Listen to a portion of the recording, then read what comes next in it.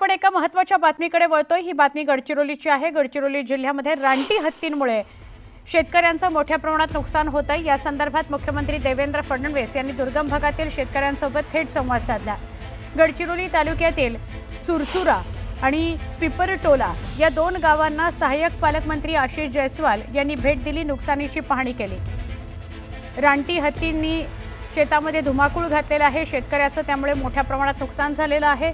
यावेळी शेतकऱ्यांनी सहपालकमंत्री आशिष जयस्वाल यांच्यासमोर नुकसानीची व्यथा मांडली। शेतकऱ्यांची ही व्यथा जयस्वालांनी मुख्यमंत्री देवेंद्र फडणवीस यांच्या कानावर घातली आणि थेट त्यांना फोन लावून दिला। मग फडणवीसांनी शेतकऱ्यांशी संवाद साधला।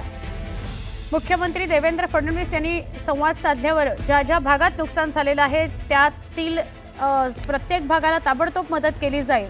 रानटी हत्तींच्या बंदोबस्त करण्यासाठी आम्ही प्रयत्न करू, अशी माहिती सुद्धा मुख्यमंत्र्यांनी या सगळ्यांना दिली आहे।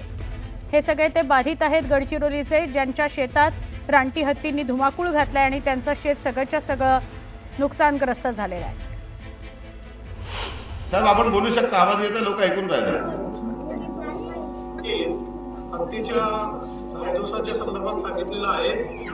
मी स्वतः याच्यावर लक्ष घालतो। आपण त्याचा नीट बंदोबस्त करू आणि कुठल्याही परिस्थितीत लोकांना त्रास होणार नाही अशा प्रकारची बाहेरचं जरी आपल्याला मनुष्यबळ मागावं लागलं तर ते आणू आणि एक्सपर्टशी देखील मदत घेऊ, जेणेकरून